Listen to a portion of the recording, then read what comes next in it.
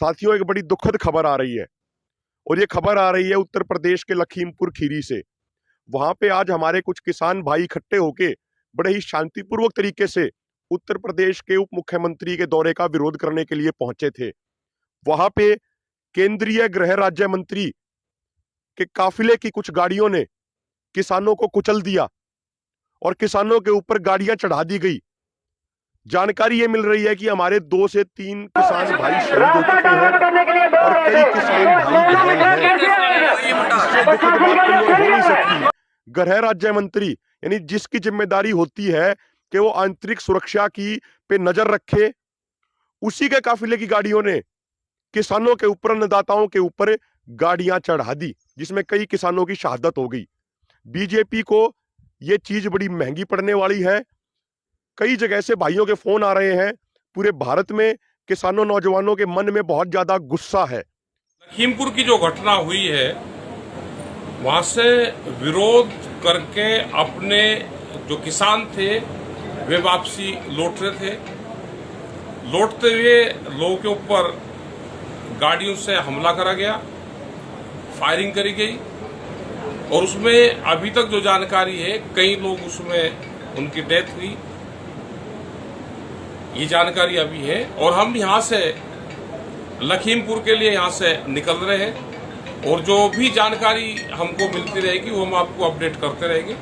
आज एक बीजेपी की गुंडागर्दी और शरेआम लोगों को कत्ल करने की नीयत थी जो, वो आज यूपी में क्लियर हो चुकी है। यूपी में ये साफ लोगों के सामने आ चुकी है।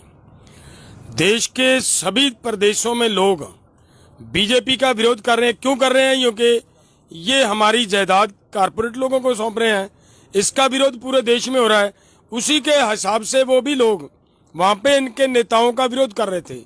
जहां पे हमारे किसान नेताओं का विरोध कर रहे थे इनका, वहां पे इनके गुंडों ने बीजेपी के उस मंत्री के, राजगृह मंत्री के बेटे और भतीजे के गाड़ी के नीचे देकर उनको कुचलकर हमारे किसानों को शहीद किया गया है। वहां पे हमारे किसान शहीद हुए हैं। ये बड़ी दुखद घटना है, अति दुखद घटना है। और हम यहां से ये मांग करते हैं कि उस राजगृह मंत्री को इसी समय इस पद से खारिज करना चाहिए, उसे इस्तीफा देना चाहिए, इसे उस पद से अलग होना चाहिए। एक बात। दूसरी बात कि जिन गुंडों ने वहां पे ये उपद्रव किया, जिस तरीके से वो हुआ, उनके ऊपर धारा 302 का मुकदमा दर्ज होना चाहिए। अगर ये नहीं होता तो ये संयुक्त मोर्चा को मजबूरन आगे कोई सख्त कॉल देनी पड़ेगी, दे सकते हैं। पंजाब और हरियाणा, सभी स्टेटों, यूपी, मध्य प्रदेश, सभी स्टेटों के किसान जो हमारी बात को सुन रहे हैं, वो सभी को इसी समय अलर्ट होना पड़ेगा। भाइयों, सभी अलर्ट हो जाएं। किसी भी समय किसी तरह की भी संयुक्त मोर्चा की ओर से कॉल आ सकती है, उसको सभी ने फॉलो करना है। दूसरी बात जो मैं निवेदन करता हूं हमारे किसान भाइयों को, देखिए भाई, ये लोग आपके इस आंदोलन से बुखलाहट में आ चुके हैं, बुरी तरह बुखलाहट में आ चुके हैं। इनका सत्यानाश हो चुका है। बीजेपी का गिराव दिनों दिन नीचे गिरता जा रहा है। उसको अब हमारे सर पे ये इस ठीकरा फोड़ने के लिए ये प्रयास कर रहे हैं कि किसानों को कैसे प्रवोक किया जाए, कैसे किसानों को भड़काया जाए, वो भड़काने का प्रयास कर रहे हैं। हमारा निवेदन है सभी आंदोलनकारियों को, कृपया शांति बनाए रखें। हर हाल में हमें शांति बनाए रखना है। हमारा नुकसान हो गया, इसमें कोई दो राय नहीं है। उनके खिलाफ कार्रवाई करवाने के लिए पूरा भारत हमारे उन किसानों के साथ है जिनकी शहादतें हुई हैं, जिनको चोटें आई हैं। अति दुखदायी घटना घटी है और इसके पीछे केंद्र सरकार की एक सोची समझी स्कीम है कि ये आंदोलन 1 साल पूरा करके दूसरे साल में प्रवेश कर चुका है और ये किसान पीछे हटने को तैयार नहीं है। और सरकार ने इस आंदोलन को तार-पीटो करने के लिए समय समय पर बहुत ही षड्यंत्र रचे हैं, लेकिन किसी में कामयाब नहीं हुए। इसलिए ये बुखलाहट में आकर आज इन्होंने हमारे जो किसानों का कत्ल किया है, जैसे कि 2 किसानों का जो कत्ल हुआ गाड़ी से कुचलने के कारण हुआ और एक मंत्री के बेटे ने गोली चलाकर हमारे एक किसान का कत्ल किया है और एक और हुआ। ये जो कत्ल हो रहे हैं ये सरकार बुखलाहट में आकर हमारे किसानों के कत्ल कर रही है। यानी ये सरकार पूरी तरह गुंडागर्दी पे उतरी हुई है। इसलिए मेरी पूरे हरियाणा प्रदेश के किसानों से या पूरे देश के किसानों से एक हाथ जोड़ करके प्रार्थना है, खासकर हरियाणा के किसानों से मेरी प्रार्थना है कि वो अपनी संख्या टोलों पर बढ़ाएं, क्योंकि हो सकता है अभी हमारी संयुक्त मोर्चा की मीटिंग है, उसके अंदर कोई सख्त निर्णय लिया जा सकता है। अगर भारत सरकार ने हमारी बात नहीं मानी, मंत्री के भाई और उसके लड़के के ऊपर 302 का पर्चा दर्ज करके गिरफ्तार नहीं किया, तब तक हो सकता है हम अपने साथियों का दाह संस्कार ना करें और हो सकता है हमने पूरे देश के अंदर जाम भी लगाने पड़ जाए।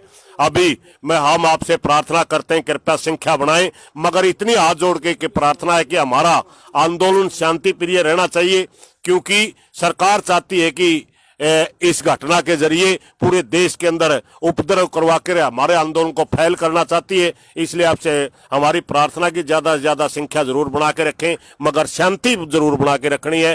साथियों, बड़े दुख के साथ आपको सूचित किया जाता है कि यूपी के अंदर बहुत बड़ा हादसा हो गया है। वहाँ सरकारी गुंडे हम उनको कहेंगे, वहाँ एक मंत्री के बेटे ने